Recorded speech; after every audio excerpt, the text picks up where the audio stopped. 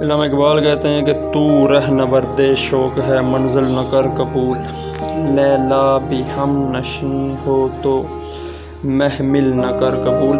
کہتے ہیں کہ تو رہ نورد شوق، تو شوق کا مسافر ہے، منزل نہ کر قبول۔ کسی بھی منزل پہ تو پہنچا ہے چل چل کے، وہ منزل نہیں ہے تیری، بلکہ تیری منزل آگے ہے، منزل سے آگے بڑھ کے منزل تلاش کر، یہ اور مقام پر کہتے ہیں۔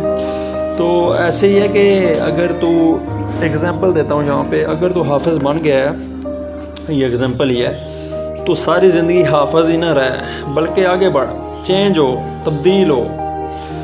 تو سمندر کا پانی ہوتا ہے وہ ایک جگہ پہ کھڑا رہتا ہے لیکن وہ ہلتا رہتا ہے، اگر وہ بھی کھڑا رہے نا ایک جگہ پہ سیم کنڈیشن میں رہے، اس میں بدبو پیدا ہو جائے، اس لیے اللہ تعالیٰ نے وہاں پہ ہوائیں وغیرہ گردش میں کی ہوتی ہیں کہ وہ جنبش کرتا رہے تاکہ اس میں بدبو پیدا نہ ہو۔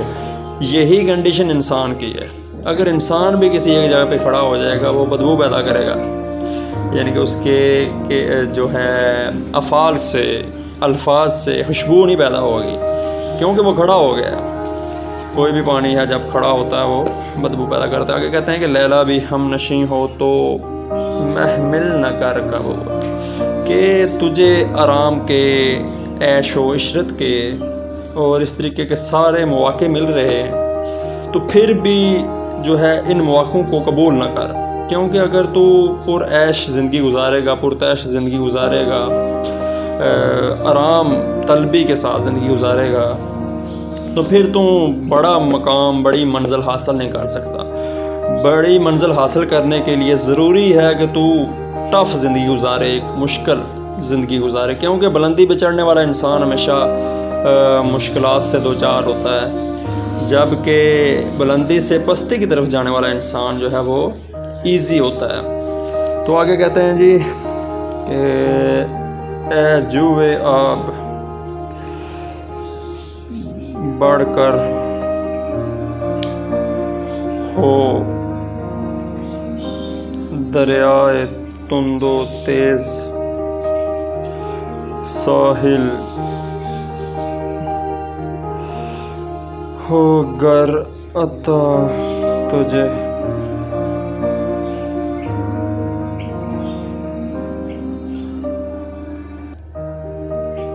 علامہ اقبال کہتے ہیں کہ اے جوئے آب بڑھ کر ہو دریائے تند و تیز، ساحل ہو گر عطا تجھے، ساحل نہ کر قبول۔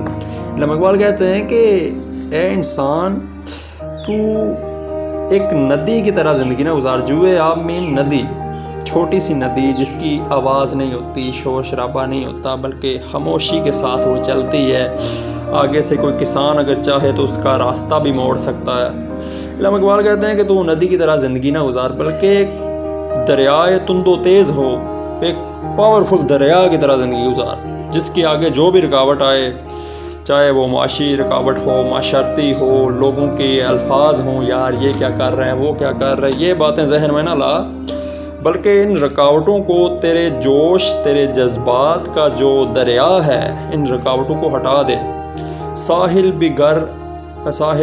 ہو گر عطا تجھے، تو ساحل نہ کر قبول۔ علامہ اقبال کہتے ہیں کہ لوگ تجھے یہ کہیں، وہ کہیں، یعنی ساحل سے مین مراد کہ تجھے پیسے پرووائڈ کریں، یہ اتنے پیسے لے لے، جو کام تو کر رہا ہے اگر وہ کام صحیح ہو تو تب اس پہ ڈٹنا ہے، یہ نہ ہو کہ غلط کام کر رہے ہیں اس پہ ڈٹ جائیں۔ وہ بات نہیں کہہ رہے علامہ اقبال یہاں پہ۔ علامہ اقبال کہہ رہے ہیں اگر تو صحیح کام کر رہا ہے اس پہ ڈٹ۔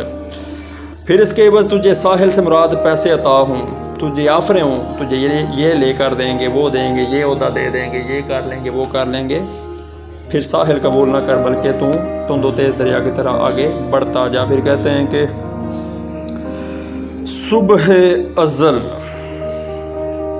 یہ مجھ سے کہا جبرائیل نے، جو عقل کا ہو غلام،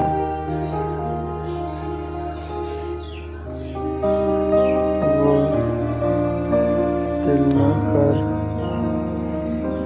قبول۔ علامہ اقبال کہتے ہیں کہ صبح ازل، یہ مجھ سے کہا، یہ بات کر رہے ہیں جب سب روحیں اللہ تعالیٰ کی بارگاہ میں پیش تھیں،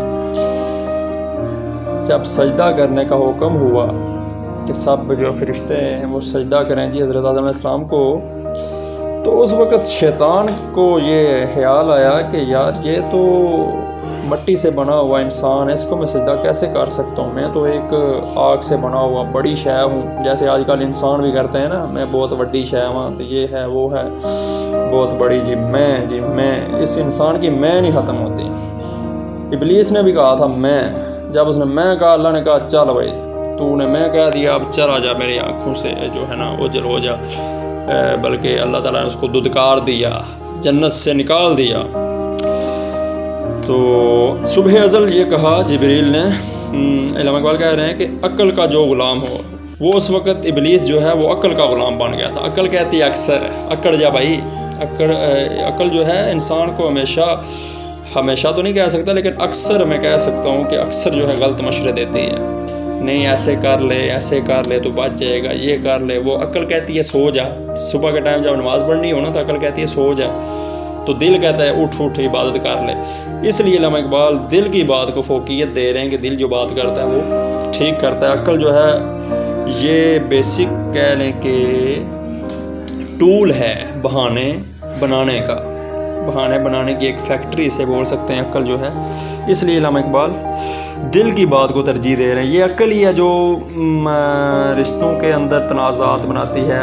دل کہہ رہا ہوتا ہے یار تو غلط کر رہا ہے، تو ٹھیک نہیں کر رہا اس کے ساتھ، لیکن عقل کہہ رہی ہاں، دل کہہ رہا ہوتا ہے کہ نہیں تو غلط کر رہا ہے اس کے ساتھ، لیکن عقل کہہ رہی ہے نہ تو غلط نہیں کر رہا بلکہ تو ٹھیک کر رہا ہے۔ تو اس لیے عقل سے علامہ اقبال کہتے ہیں کہ عقل کا غلام نہ بن بلکہ دل کی بات کو سن۔ پھر کہتے ہیں کہ باطل دوئی پسند ہے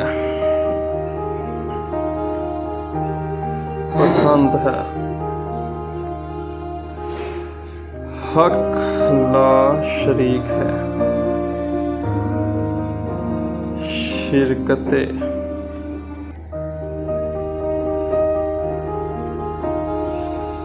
شرکت میانہ حق و باطل